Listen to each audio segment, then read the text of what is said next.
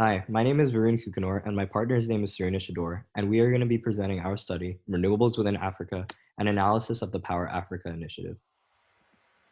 Today, two-thirds of sub-Saharan Africans live without a consistent source of electricity. Electricity is the crux of developing nations and is responsible for improving literacy rates, reducing mortality, and establishing a vibrant economy. Despite this lack of power, Africa is experiencing rapid population growth with a higher growth rate than any other region. By 2100, Africa's population is estimated to be 4.3 billion. Northern African countries with proximity to Europe and the Middle East, as well as South Africa, have a majority of their population with consistent access. Sub-Saharan countries, many of which are landlocked, have alarmingly large populations that rely on kerosene and biomass for basic necessities.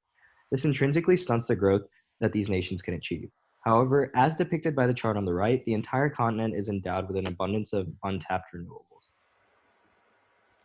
Investing in energy infrastructure is not only important for these developing economies and societies, but access to energy allows for improved healthcare and education that will increase the overall quality of life. The lack of reliable electricity forces Africans to rely on burning wood, coal, and biomass for cooking stoves and other necessities, causing both indoor and outdoor air pollution. This air pollution is estimated to cause 600,000 annual deaths in Africa. Access to clean power would aid in reducing these deaths and improve air quality across the continent. The mortality from electricity generation is 3 times higher than from transportation. The negative health effects of fossil fuel power plants are amplified in densely populated regions. As the population of Africa continues to grow, the consequences of fossil fuel reliance will increase. As corroborated by the chart, not only does air pollution cause an unprecedented amount of deaths, it also reduces the average life expectancy of the population by several years. Global warming worsening and Africa's continued reliance on fossil fuels exacerbates the issue, and sub-Saharan nations need to make an active effort to reverse these effects. In 2013, President Obama established the Power Africa initiative, which entails increasing access to electricity. In 2015, Congress passed Electrify Africa, which expanded the Power Africa initiative. Both seek to increase access to electricity through U.S. and African partnerships. The Electrify Africa Act set a goal of generating 20,000 more megawatts of electricity and 50 million connections by 2020. The current electricity generation has been less than 15% of the stated goal. Now we're going to discuss the Power Africa initiative in more detail. The Electrify Africa Act of 2015, which sets numerical goals for the Power Africa initiative, states that it is United States policy to partner with sub-Saharan African governments and international financial institutions in order to promote first-time electricity access and encourage the installation of at least 20,000 megawatts of electrical power by 2020, and promote policies to displace kerosene lighting, to name a few goals. In 2019, the U.S. government released a progress report. Thus far, the results are promising. As of January 2019, over 58 million people have newly gained access to electricity, with over $20 billion invested. However, progress falls short when measured in operational megawatts, as only 3,486 of the promised 20,000 megawatts have been achieved.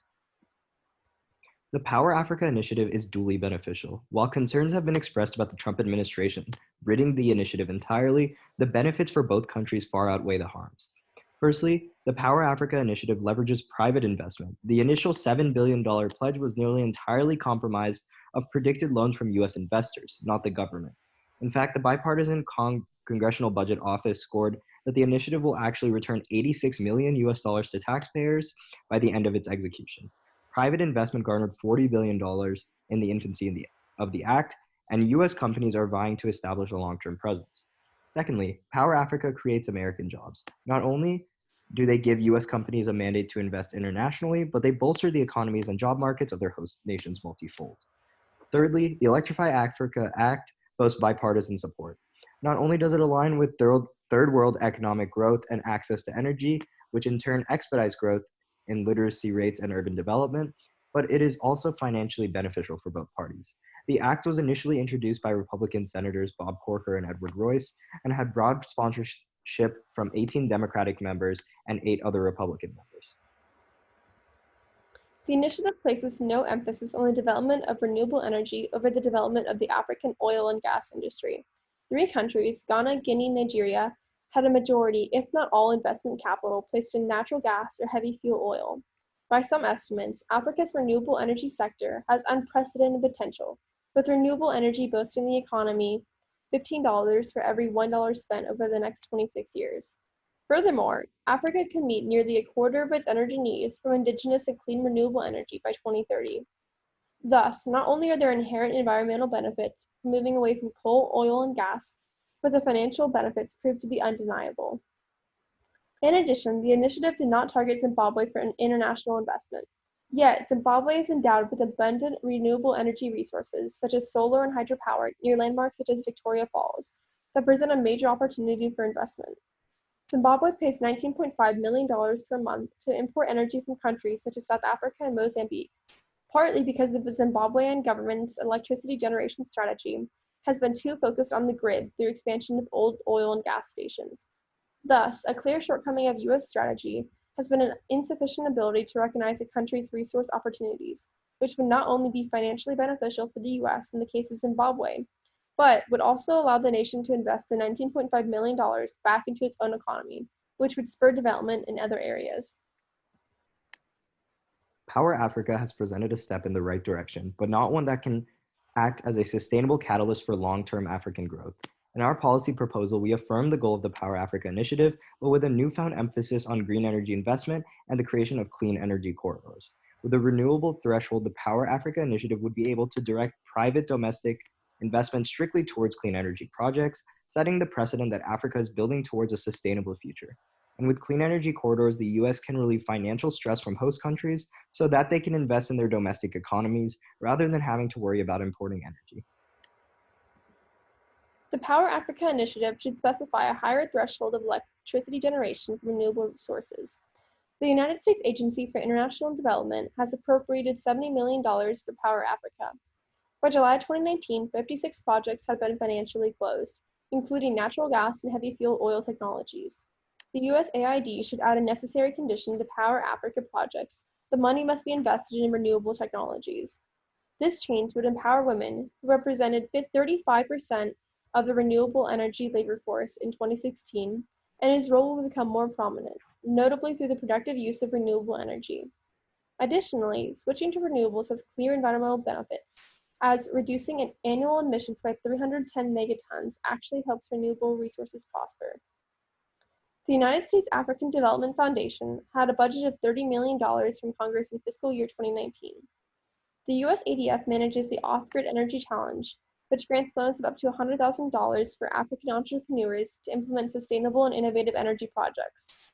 91% of these projects have been either solar, hydropower, geothermal, biomass, or wind, and it could be seen as a model for Power Africa as a whole to move from mostly natural gas megawatt generation to renewable megawatt generation. There is a large disparity amongst the energy capabilities of sub-Saharan African countries, and the creation of clean energy corridors would create a mutually beneficial alliance for countries to focus on domestic issues without worrying about energy insufficiency. Zimbabwe is not the only country full of renewable potential, and townships within the country have already proven that solar energy is sustainable for current needs.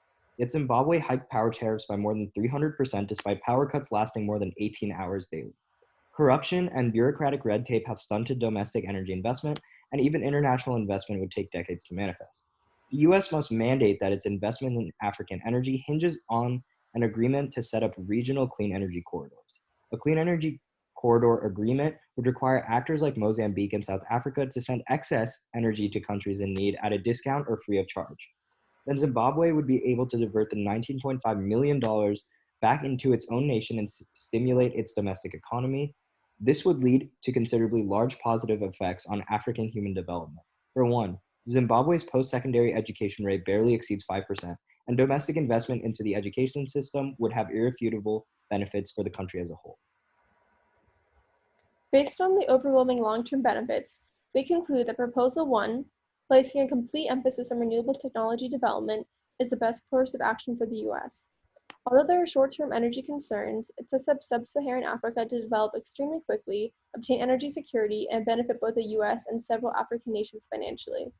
Moreover, its immense environmental benefits manifest faster than in Option 2, and it is less susceptible to corruption and negative government intervention. Requiring a threshold for renewable energy for Power Africa would achieve two goals: filling the electricity access gap and creating a clean energy future for Africa. Africa is on the cusp of an industrial revolution while in the midst of rapid growth and development. The US should invest in renewable energy development in Africa before the infrastructure of Africa's electricity generation is overly dependent on fossil fuels, like Europe and North America. China and India's industrial revolutions relied heavily on coal, and China's dependence on coal led to around 336,000 premature deaths in 2013. If Africa begins its industrial revolution with a foundation of renewable energy, it will prevent thousands of deaths each year. 39,000 people in Africa are projected to die from exposure to power plant pollutants annually. In order for a policy proposal to be considered effective, it must take steps towards solving the crux of the African energy problem. It must not only be feasible, but also make strides towards solidifying long-term energy access for the two-thirds of sub-Saharan Africans who do not have it. Our proposed solution, mandating that investment through the program is directed towards renewable development, satisfies these goals. It is well within the authority of the United States to place this condition on its investment, as both Africa and America reap monetary rewards, and a greater level of environmental prosperity is achieved. Modern renewables amounting to 310 gigawatts could provide half the continent's total electricity generation capacity, and an annual investment of $70 billion would reduce annual continental emissions by 310 megatons. Not only is this U.S. investment private, but it provides long-term financial benefits to U.S. taxpayers. In addition, with far-sighted industrial policies and targeted skills development, millions of new jobs can be created in Africa. Doubling the share of renewables by 2030 would create additional economic value by increasing GDP by up to 1.1%. This would signify a 3.7% improvement in global welfare and jobs for over 24 million people in the renewable energy sector, enabling further economic benefits such as improved healthcare services, especially in the most remote areas. It would also further support the empowerment of women, who represented 35% of the renewable energy labor force.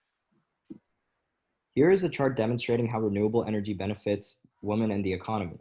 When women participate more in renewable energy industries than in the oil and gas industries, closing the gender gap could increase GDP by an average of 35%. 4/5 of these gains come from adding workers to the labor force, but fully 1/5 of the gains are due to the gender diversity effect on productivity. Yet, there are clear drawbacks to this proposal. A full shift to renewable investment does not provide any short-term solvency for the energy issue. In the status quo, two-thirds of Africa lacks electricity, and it would still be a considerable amount of time before this policy proposal would be able to manifest as a sustainable and reliable source of energy. Although renewable energy can be cheaper in the long run, the upfront costs are high, leading to fears of debt and high equity costs. It is difficult for developing countries to receive the investment necessary for renewable energy. This investment could be encouraged with financial de-risking policies, including carbon pricing, feed-in tariffs, and subsidies. The sooner the transition to renewable energy occurs, the better. Switching to renewables has clear environmental benefits, as reducing annual emissions by 310 megatons actually helps renewable resources prosper. In one study, hydropower resources were being depleted at an alarming rate due to global warming, to the point that financial loss from building the infrastructure possibly outweighed the energy gain. Investment in renewable energy has economic benefits, increasing GDP and creating jobs. Renewable energy that creates reliable access to electricity throughout Africa will raise the standard of living, impacting hospitals, schools, businesses, and residential areas, as people will be able to depend on the power grid rather than backup generators or burning biomass. Finally, renewable energy is the best option for African health and the environment. It will reduce air pollution, a leading cause of death, and reduce fossil fuel emissions, which are contributing to global climate change. Thank you.